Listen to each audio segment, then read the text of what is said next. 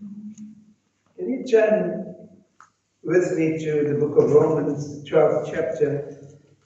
And I'd like to read from verse 1 down to verse 3. And the title of our Bible study tonight is Full Surrender. The Bible says, Paul says this, I'm reading it from the New King James Version, for certain words that I'd like to show out to you there. The Bible says, I beseech you or urge you, therefore, brethren, by the mercies of God, that you present your bodies a living sacrifice, holy, acceptable to God, which is your reasonable or your rational service.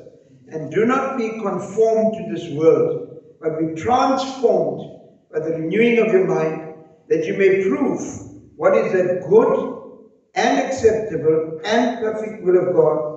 For I say through the grace given to me, to everyone who is among you, not to think of himself or herself more highly than he or she ought to think, but to think soberly as God has dealt to each one a measure of faith.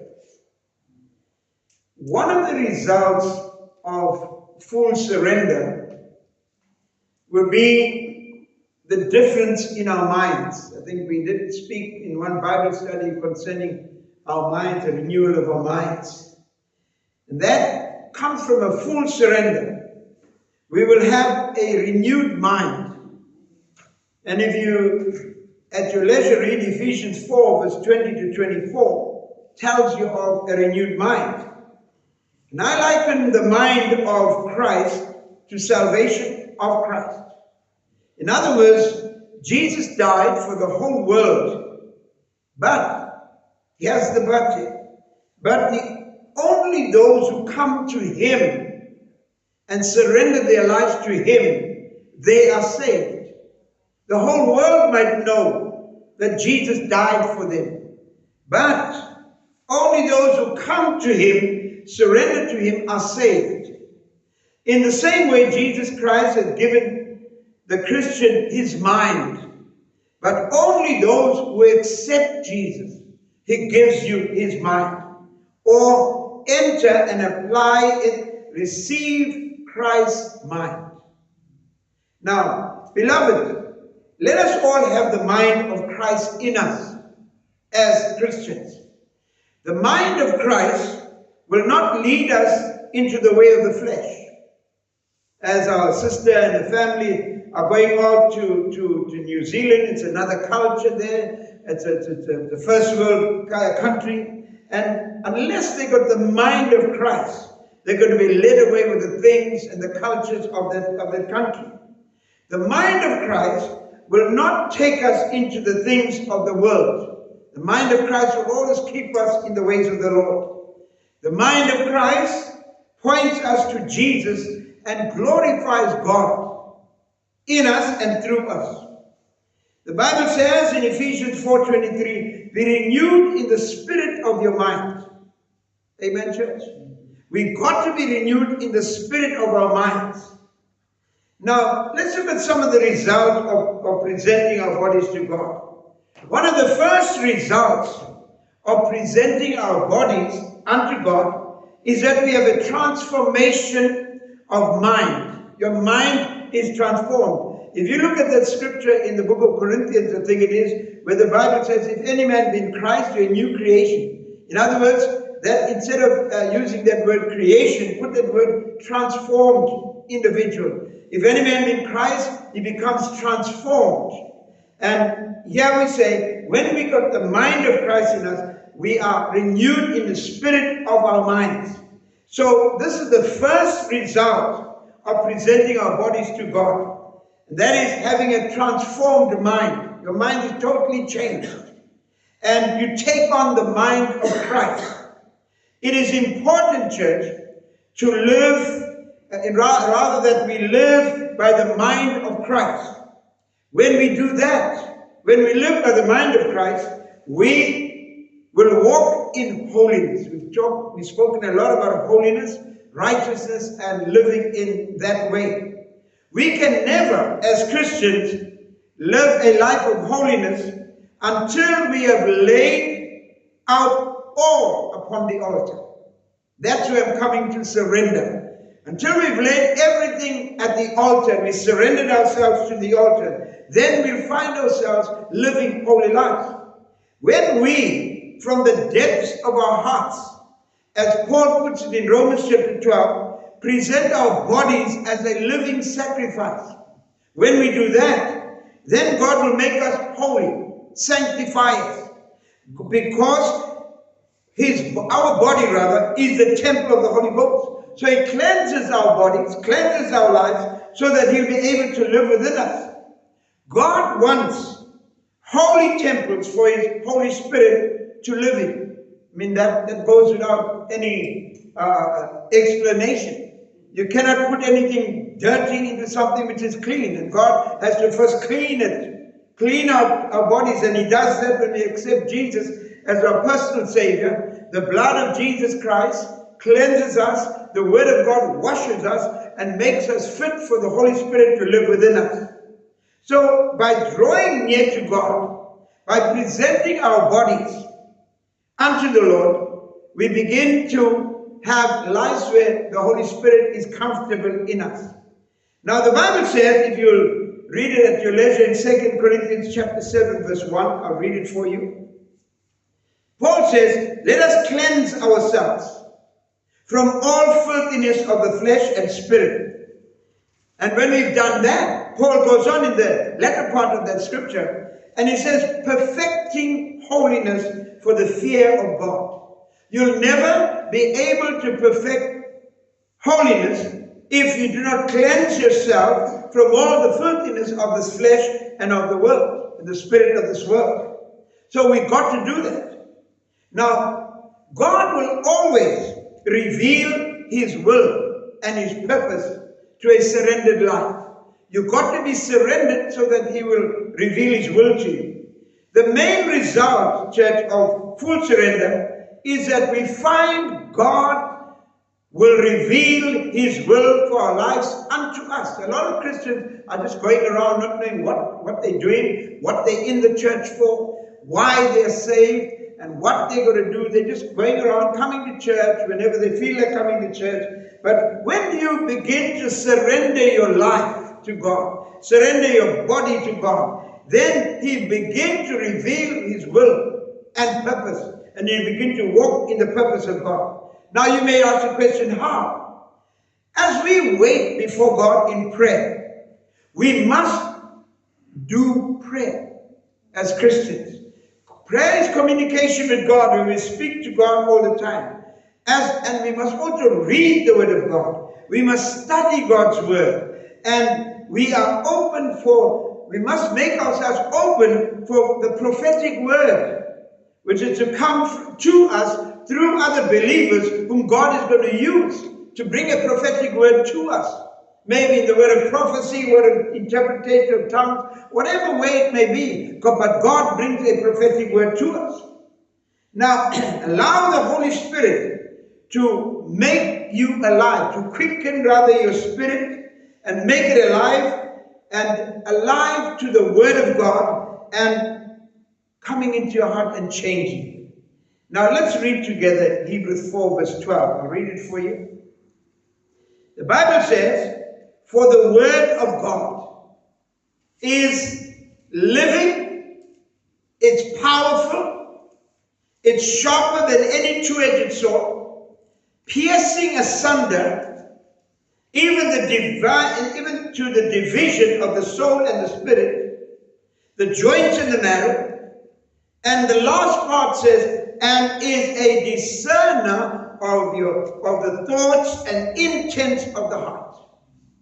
Now you can see the power of the Word. And the Word is only able to do that to us when we have a complete surrender to God. We may, many of us Christians, we just feel guilty. But there's no conviction, because guilt never does bring you to a surrender to the Lord. It's conviction that brings you to surrender to God, because conviction shows you the way where you are and where you're not and where you should be, and conviction presses a decision from you, forces a decision from you. Yes, I must say tonight that, praise the Lord, we can know the plan of God for our lives. We can know the plan of God. The scripture says that if we will present our bodies a living sacrifice, holy and acceptable unto God, not acceptable to people, not acceptable to the pastor, not acceptable to your family, but when you present your body according to the way God wants you to present your body, then the Bible says it's going to be acceptable to God, which is our reasonable service. And be not conformed to this world. Once you have given or presented your body as a living sacrifice to the Lord, then you're not going to be conformed to this world, but you're going to be transformed. There's going to be a transformation. By the renewing of your mind will be totally renewed. The things that you used to do, you're no more going to do them. The thoughts you used to think, you're no more going to think those things. The places that you used to go, you're no more going to go to those places. The things that you used to partake in family or whatever the case may be, you're no more going to partake of this thing, because all your mind is going to be swallowed up in the mind of Christ. Amen? Not only will we know the will of God, but we will prove. You see, you don't only know the will of God when you lay yourself as a sacrifice, but you will prove what is that good and acceptable and perfect will of God. See how Paul takes time through the Holy Spirit to present this word to us. Now, that's the place, I think, that I'd like to be, I want to be, I want to live in, and I'm sure you want to live there as well. Day by day, church, when we live according to God's word, and live according to the acceptable and the perfect will of God, we as the church can do it if we just lay our lives down and present ourselves. We must present our bodies, but we must give ourselves completely over to God. See, God does not want to deal in half measures. He wants to give you a full blessing, so He wants you to surrender in full to Him. Now, you've got to give your life completely to God. Now, the early church did that. Remember? The Word of God says in Acts chapter 6 verse 4, but we will give ourselves continually to prayer and to ministry of the Word. See, they're to give themselves to this. When you have a call upon your life, when you're called into ministry, when you're called to do something in the house of God and in the purpose and the will of God, you've got to give yourself to that which God has called you to do. Amen, church? And you've got to continually be in prayer and in ministry of the Word of God. Now, it will mean, church, more time in prayer and the Word of God. We can see tonight how God is moving in this assembly, what God is really doing now. And it's a marvel at how God is moving. I was saying to the brethren yesterday, last night, after we came out of the service thing, I was saying the miraculous thing that is happening in Marion Ridge is something which used to happen to us years ago, Pastor Isidore, if you remember when we started off, where we don't go there to evangelize the people. The people came because they were drawn by the presence of God. And that's what's happening in Marion Ridge. People are coming from all over the shore, and they're being blessed there in that place. The power and the manifestation of the Holy Spirit is there because brethren are giving themselves to the ministry. Amen? They're giving themselves to the ministry. God will be able to take us. God will be able to take you. He'll be able to make you. He'll be able to use you. Remember Jeremiah, I think it is? God said, go down to the potter's house. Why? Because He wanted to show him something. Yet he was not perfect, even though he was a powerful prophet. But God had to show him that there are certain things in his life. And He showed him through the potter. The potter made the image, and then he broke it down again. Took everything that was not that would eventually, in the days to come, would spoil that statue or that cup or whatever it was that He was making. He took those stones, the grass out, and He made it anew. And so when we surrender our lives to the Lord, it means we're giving ourselves continually to the Lord so that the Lord can take that which is not of Him out of our lives. Now, church, He wants to use us for His praise, His honor, and His glory. We will experience the Lord meeting needs of other people through our lives. Isn't that wonderful? Your needs are met through someone else's continuous acceptance of giving themselves to the Lord. So now when you give yourself to the Lord, you're going to find God is going to meet other people's needs through you. Isn't that wonderful tonight? Amen. And we will be able to give Him all the praise, all the glory, because we have presented our bodies unto Him as our reasonable service. And when we present our bodies to Him, then He fills us with Himself. And when He fills our minds and our bodies with Himself, then the power begins to flow through us. Amen, church? Jesus did not call half-hearted believers. And I think the church in this age that we're living in, all over the length and breadth of the world, there's a lot of half-hearted believers. What I have shared with you just now is the expectation of biblical requirements for any follower of Jesus Christ. That's our requirement. Jesus did not call half-hearted believers. He called for those who would lay down their own lives for Him and the cause of the gospel. And sometimes, church, we need to sacrifice certain things. There are certain sacrifices that we're going to do. You're going to pay a price. Even if in salvation, there's a cost, because God paid the price, giving His Son to die on the cross, a cruel death on the cross. So when we come to Jesus and we want to be used of the Lord, there's a price that you must pay. Amen. There's a price that you must pay. He called us, the Bible says, to lay our lives down for Him and for His cause. This, church, is what He said. I will read with you, if you can find it, in Mark 8, verse 34 to 38. I will read what Jesus said here. He said, "Whosoever desires to come after me, let him do what? Deny himself, deny herself. Take up his or her cross and follow me." Not what the world is saying, not what the modern Christianity is.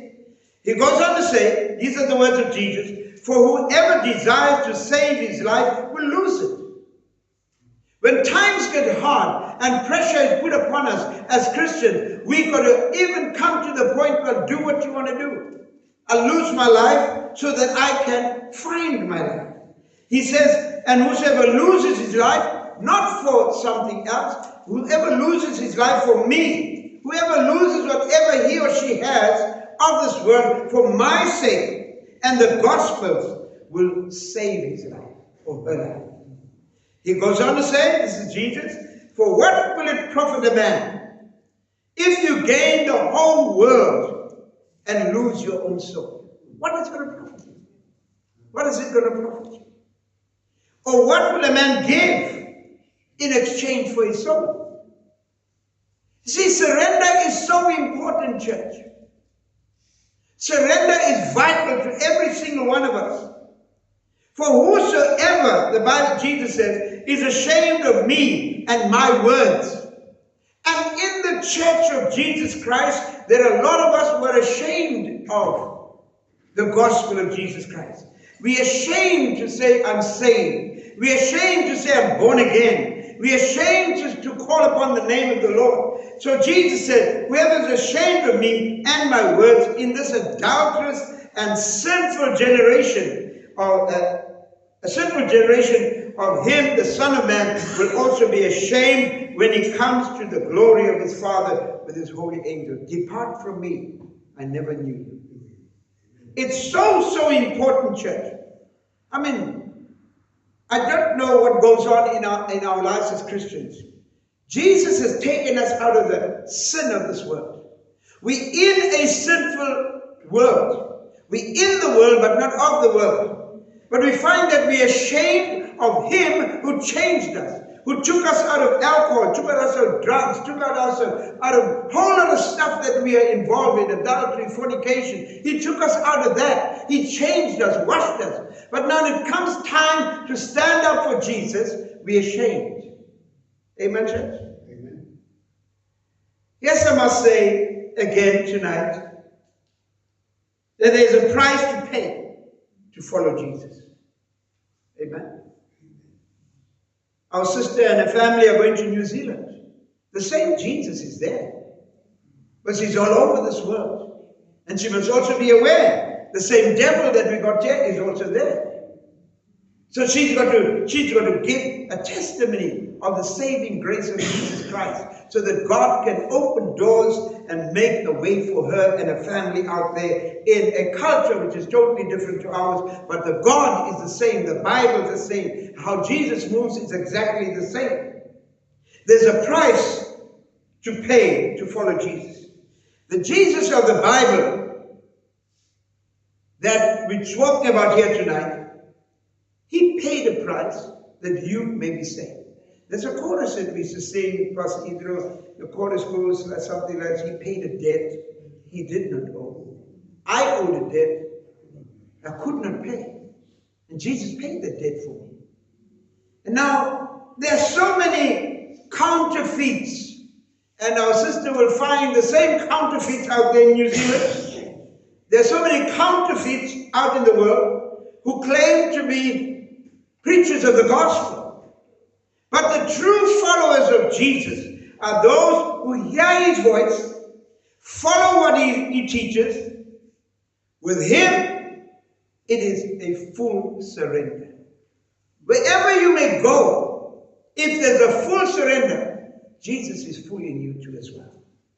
It is not simply going to church or being a part of a church. No, it's not that. It's good to go to church. Yes, it is. We have to come together as believers, because the Bible says one in the psalm, one in the doctrine, one in the teaching. We've got to come together to edify one another. But that's not all. We've got to lay our lives down for Him. It is a commitment of everything we are and everything that we have to Him. Because we must also realize, church, that whatever I have because of God. Wherever I am in life, I am there because of God. When God knows He has our full surrender, He will take us, make us, and use us for the glory of His kingdom. In a way, church, that is beyond anything that we can accomplish. There's a lot of things that you cannot accomplish. You look at, I'll give you a simple example of what is happening in Marion Ridge. Brethren, in our capacity as men and women here, we would never be able to draw people to the Lord. In our capacity as men and women, we would never minister the word and change people's lives. We would never create a hunger in people's hearts, in our human capacity. But when we surrender to the Lord, God comes into us and He begins to work through us. And He touches lives and changes lives. And you see a visible change in people's lives. I don't know if you've been looking at people out there, we've been seeing visible changes in people's lives. And so we can accomplish anything that we can go beyond anything and accomplish in our own. We cannot accomplish those things in our own strength and our own efforts. Amen, church? That has now been for you and I, and for others as well. And when we lay our lives down, it is no secret what God can do. What He's done for you, He'll do for me. As a result of listening to God's voice, and as we obey His voice, even when it seems not logical. How can God do this thing? It doesn't seem logical. But our spirit bears witness with the Spirit of God when He speaks to us. So our mind will always challenge the Word of God. Am I right? The mind will always challenge the Word of God. But the Spirit says, no, this is it. And if we listen to the voice of God, no matter how illogical the voice is and obey, even when it seems like, listen, this is not something that I would do. It goes contrary against the natural mind. But a surrendered life knows the voice of God. Amen? God has given us a life of ministering to multiplied thousands of lives. Amen? You may look at Emmanuel Living Word Ministries here and you see maybe 80, 50, 60 people. And what I'm saying here, you think, well, what is he saying? That God has given us a life to minister to multiplied thousands of people. If you know how many people have come through Emmanuel Living Word Ministries from the time of its formation, you lose count. Amen? Am I right, Pastor? You will lose count. Now, I'm saying tonight, church, it is very satisfying to be used of God. Very satisfying. And I'm blessed. I was saying to someone, that I'm enjoying my days because I see the vision coming to pass. Right before me, tangibly. Tangibly, I'm seeing it. With my naked eye, with my spiritual, something which I saw in the spiritual eye, I'm seeing with the naked eye. Can you see how God worked in a surrendered life? Something which is spiritual, you see it in the naked eye. And I'm enjoying it because I see how God is moving. Amen, church? Amen. So I'm saying to us here, to keep this ministry going and growing, it has taken total commitment and surrender to God from many, many men and women of God in this church. And we have no regrets for that. Any of you got regrets for that? I got no regrets about that. We have been able to accomplish things that we could not have accomplished any other way excepting giving our lives to the Lord, surrendering to the Lord, and allowing God to use us. It has nothing to do, what is happening now in Emmanuel Living Word Ministries, has nothing to do how much education you have. It's got nothing to do about your theological training. It's got nothing to do whether you're a school dropout or you've never been to Bible school. It's got nothing to do there. Rather, it has all to do, it's all about a personal relationship with Jesus, who still speaks today. Jesus still speaks today. He does. I know. Spoke to me this morning. Did he speak to you? He still speaks. He speaks today, and he guides us today as well.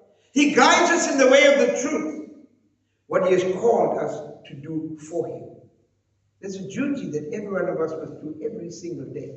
Maybe small, maybe insignificant, but he's called us to do that. You know, it's been a very long time ago. The older Christians in Emmanuel Living Word Ministry to bear witness with me, when God called us to live totally by faith. And it has been amazing at how God has provided for this church. It's been amazing how He's provided for this church. It's been amazing how God has kept this ministry since that time. And now God is raising up men and women, young men, young women in this church. Totally.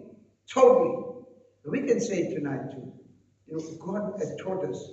I mean, all the older Christians will tell us, we got no mortgage or what do you call it? Bond here in this church. No. We're born free. Because of faith, we surrender to the Lord. God told us He's going to give us a church. God told us He's going to give us a building. So for God's word to come to pass, it needs that we surrender to the word of God. As I said earlier on, it may sound illogical. If I say to you, listen, I'm trusting God to build another story up here. You say, what is he talking about? It sounds illogical. But if we surrender to God, and God has a greater and a bigger work for this church, He will do it for us. Will he not? Amen. The other day, Sister Bernie, who works in the dean's office, etc., she sent me a valuation of just the land, that building on the other side, and which we paid 30,000 for this piece of land, but it's valued at 2.5 million now. Amen. So can you see the increase of value? I'm pointing that out to you now, so that when you surrender to God, there's value in you. Amen. The value increases. And you're not tied to any individual. You're tied to God. And when you begin to continue surrender to God, God begins to make you of more value. And then, as I keep saying to you, He will add value. You will add value to people's lives. Because you've got value. If you've got no value, you'll never be able to add value to anyone. So tonight, church, God is looking for a complete surrender in our lives. Now we look to Him as our Savior and our source of supply, not man. We don't look to man. I shared this testimony to you now, and I shared it with many people who are struggling to find God's will and seem to have little faith or no trust in a big God to supply and to meet their needs and do what God has called you to do. Every one of you here, God has called you to do something. And what is happening is that you're not looking at the big God, and you're not looking at how the big God can do great things through you, but you're looking at the smallness of your earth. You're looking at how small and how weak you are. That's correct. You are small, you are weak. I am small, I am weak. But Christ in me. Can you see? If I just put my faith in God and I surrender to the word of God and the word that He has for me, greater is He who's in me than he who's in the world. When we are fully surrendered to God and have to trust Him to supply the need, to enable us to fully obey His will, man, then we will see our big God and our good God and the great things He can do. It's just a few points to leave with you before we pray. First one is, God is longing to be God to the Christians today. I'm not contradicting myself. I'm saying what is truth here. Many of us Christians have pushed God aside. But God is longing to be God to the Christian today. Secondly, God is saying to us, do not trust or do not limit your walk with God to that which other people tell you that you can and cannot do. See, someone can come to Pastor Ethan and say, you can only do this and you cannot do the others. And if we go by what people tell us, then we limit our walk with God. We limit the power that God is going to put into us. But if we can say, Christ in me, the hope of glory, and I can do all things through Him. Thirdly, what God has called you to do, if you surrender to Him, you can do it. Amen? You can do it if you surrender to Him. And I want to say that God is an expert. Amen? You look at yourself where you come from and where I come from. The life where I should be now. But because of His expertise in restoration, in reconciliation, and putting us back to walk the walk and to be His children, man, He's an expert. You'll agree with me, won't you? He's successful sometimes. Is Jesus successful sometimes? Jesus is successful every single time. And you and I as Christians, when we surrender, we've given our will over to Him. And so we rely totally upon Him. And so we realize that when I come to one thing, into another thing, out of another thing, into another thing, I will realize He's successful every single time. His mercies are what? New every morning. Great is His faithfulness. Do not doubt the ability of God. Don't we doubt God? We do, don't we? We doubt His ability. That's why we are where we are, because we doubt the ability of God. Lastly, throw yourself totally onto Him and see what He will do for you. Surrender to Him totally and see what He can do for you, what He can do with you. Let's stand together as we just pray for each other tonight.